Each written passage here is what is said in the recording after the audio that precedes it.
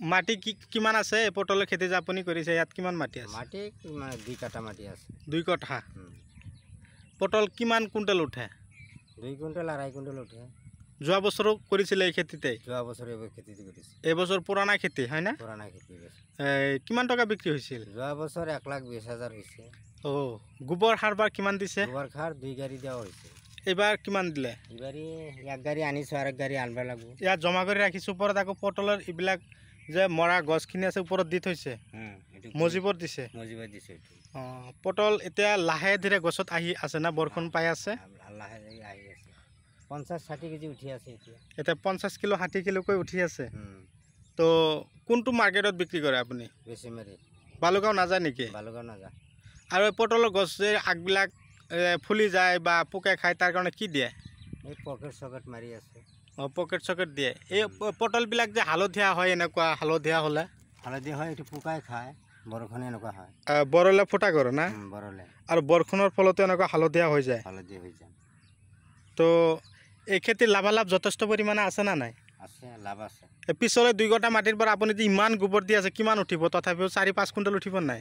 3-4 quintal উঠিব। 3-4 quintal উঠিব। যদি 50 টকা কিলো হয় তেনেহ'লে 3,000 টকা কিলো। 50 টকা হ'লে ধৰক 5,000 টকা কিলো। 5,000 টকা। তো 3 কুইণ্টেল হ'লে 15,000 টকা। তো আপোনাৰ সপ্তাহত এদিন বিক্ৰী কৰে? সপ্তাহত একদিন বিক্ৰী কৰে। তেনেহ'লে কিমান মাহ আপুনি বিক্ৰী কৰিব পাৰে? লাখ টকা হ'ব। কিমান মাহ হয়? কিমান মাহ বিক্ৰী কৰিব পাৰি পটল? 6-7 মাহ? 6-7 মাহ হয়। তো এনেকুৱা ধৰণৰ খেতিৰ পৰা আমি যদি লাভালাভ পাওঁ তেনেহ'লে এইবিলাক দানা কি দিয়ে আপুনি? দানা চানা দিয়ে না নাই? দানা দিয়ে। এই সাগৰিকা আছে, জোচ আছে, তাৰপিছত ধৰক বেলেগ বেলেগ কিং জাই মাছ এইবিলাক দিয়ে না? এইবিলাক দানা দিয়ে। দানাটোৰ নাম আপুনি ভালদৰে কিজানি ক'ব নোৱাৰিব, নাম ধৰক অকণমান দীঘলীয়া নাম এইবিলাক মনত নাথাকে। তো হাইব্ৰিড জাতৰ পটল হয়।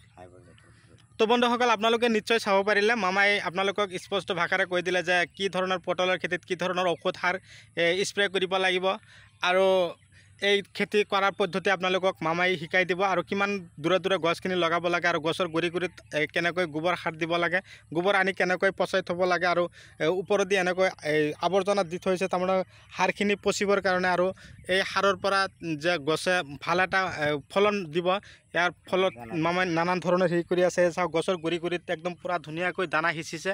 তো বৰষুণ মাৰি আছে, বৰষুণ দিয়াৰ ফলত দানাবিলাক গছত অতি সোনকালে ধৰিব।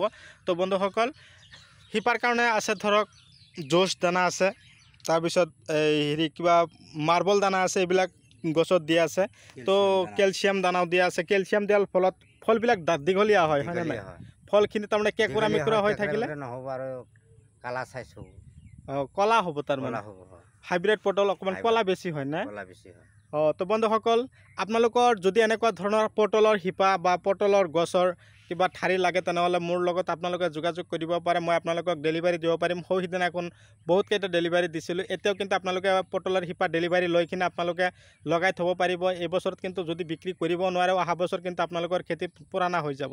তো মামাই কিন্তু প্ৰত্যেক বছৰে এইখিনি খেতিত পটলৰ চাং দি থাকে। পটলৰ চাঙৰ পৰা যে মামাই কৈ আছে যে 1-2 লাখ টকাকৈ ইনকাম কৰিব পাৰে। তো আপোনালোকেও কি কৰিব লাগিব, আপোনালোকে আৰম্ভণিৰ পৰা শেষলৈকে গছখিনিক যতন কৰিব লাগিব। ভিটামিন চিটামিন দিয়ে না নাই? এই ট্ৰিপল বুষ্টাৰ এল আছে, তাৰপিছত বুষ্টাৰ 4 আছে, এইবিলাক আপুনি স্প্ৰে কৰে নাই? এইটো গাছৰ গুৰিত দিব লাগে। এইটো গুৰিত দিয়ে আৰু ট্ৰিপল বুষ্টাৰ এল গছত স্প্ৰে কৰে না নাই? তো বন্ধুসকল মামাই আপোনালোকক ধুনীয়াকৈ বুজাই দিলে। এনেকুৱা ধৰণৰ ঔষধ সাৰ আপোনালোকে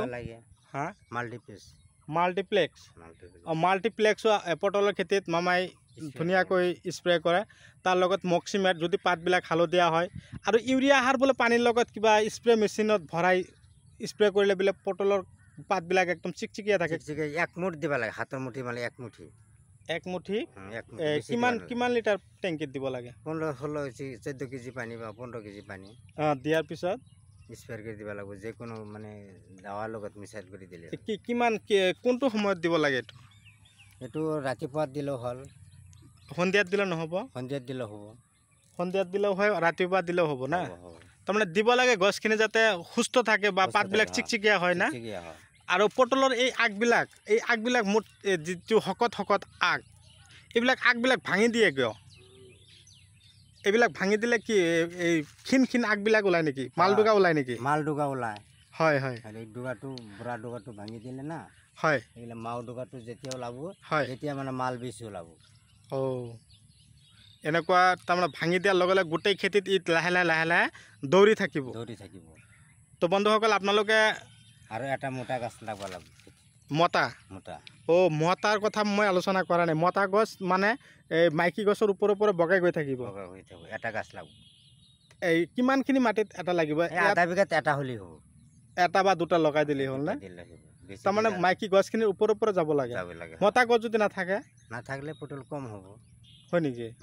মতা গছ দুইফালে দুটা লগাই দিলে একদম পটল মাইকী গছবিলাকৰ ওপৰত বগাই গৈ থাকিব আৰু পটল বেছি হ'ব। ফলন বৃদ্ধিৰ কাৰণে তাৰমানে মতা গছ লাগে। তো বন্ধুসকল, মই হাতীমা আপোনালোকলৈ আজি পুনৰাই স্বাগতম জনাইছোঁ। মই আপোনালোকৰ মাজলৈ আহিছোঁ, হাইব্ৰিড জাতৰ পটলৰ খেতি আপোনালোকক দেখুৱাই দিলোঁ। তো মামাই আপোনালোকক ধুনীয়াকৈ বুজাই দিলে এই পটল খেতি কেনেকৈ কৰা হ'ল, এই পটল খেতিৰ লাভালাভ কি, এই পটলৰ খেতিৰ পৰা মানুহে কিমান টকা উপাৰ্জন কৰিব পাৰিছে, আৰু চাওক কিমান ধুনীয়াকৈ লাগিছে পটল, হাইব্ৰিড জাতৰ পটল। এই পটল যদি আপোনালোকেও বজাৰলৈ বিক্ৰী কৰিবলৈ যায় তেনেহ'লে কিন্তু ভাল এটা টকা উপাৰ্জন কৰাৰ ভাল ৰাস্তা আপোনালোকে বিচাৰি পাব। ইয়াত বেছি মাটি নহয়, 2 কঠা মাটি, 2 কঠা মাটিৰ পৰা কিন্তু 3-4 কুইণ্টেলকৈ মামাবোলে পটল বিক্ৰী কৰি আছে। তো আপোনালোকে দেৰি নকৰি আপোনালোকেও এনেকুৱা ধৰণৰ পটলৰ খেতি আপোনালোকে কৰিবৰ কাৰণে প্ৰস্তুতি লওক। আপোনালোকে দেৰি নকৰি এনেকুৱা ধৰণৰ খেতি কৰিব বুলি মই আশা ৰাখিলোঁ। আৰু যদি আপোনালোকে মোৰ ভিডিঅ' চাই আপোনালোকৰ ভাল লাগিছে তেনেহ'লে মোৰ ভিডিঅ'খন আপোনালোকে শ্বেয়াৰ কৰিব। আৰু যদি আপোনালোকে মোৰ চেনেলৰ নতুন হৈ আছে তেনেহ'লে মোৰ চেনেলখন ছাবস্ক্ৰাইব কৰিব আৰু কাষত থকা বেল আইকনখন আপোনালোকে বজাই দিব, যাতে এনেকুৱা ধৰণৰ ভিডিঅ' নটিফিকেশ্যন আপোনালোকে পাই থাকে। তো বন্ধুসকল, আপোনালোকে কোন ঠাইৰ পৰা চাইছে মই আপোনালোকক অশেষ ধন্যবাদ জনাইছোঁ, যাতে আপোনালোকৰ এই মোৰ ভিডিঅ'ৰ পৰা আপোনালোকে অশেষ উপকৃত হ'ব পাৰে। তো ট্ৰিপল বুষ্টাৰ এল, এইটো হ'ল ভিটামিন বুষ্টাৰ 4। এইটো গছৰ গুৰিত বোলে স্প্ৰে কৰিব লাগে। আৰু ফৰাডন মামাই ধুনীয়াকৈ আপোনালোকক কথাখিনি বুজাই কৈ দিলে। এইবিলাক চাওক একদম পূৰা ঝুকাই পটল ধৰি আছে, আৰু পটলৰ পাতখিনিও ভাঙি দিব লাগে, এইবিলাক যাতে শুকান পাতখিনি গছত নাথাকে, এইবিলাক যাতে পেলাই দিয়ে তাৰ কাৰণে। আৰু পানী জমা নোহোৱা ওখ এঢলীয়া মাটিত পটলৰ খেতি কৰিছে। এইফালে দ মাটি আছে, পানীখিনি একদম পূৰা দ ফালে গুচি যায়। তো মামাই এইবিলাক পাতবিলাক ভাঙিও দি আছে, পাতবিলাক ভাঙি একদম পূৰা পাতল কৰি দিছে, যাতে বেছি ছাঁ নহয়। বেছি ছাঁ হৈ গ'লে কিন্তু পটলৰ প্ৰডাকশ্যন কমি যায়, তাৰ কাৰণে ধুনীয়াকৈ পাতবিলাক ভাঙি দিছে। চাওক গোবৰ সাৰ, তাৰমানে 15 দিন 20 দিন পিছে গোবৰ সাৰ গছৰ গুৰিত এনেকৈ দি দিছে।